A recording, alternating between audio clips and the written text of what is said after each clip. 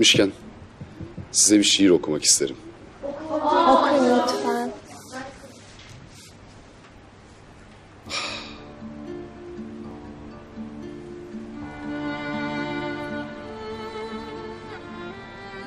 Beton atıyorlar. Taş biriktiriyorlar. Duvarlar çetin. Pencereler yüksek. Gittikçe kapanıyoruz içimize. Duvarlar, duvarlar, duvarlar. Duvarlarla çevrilerek.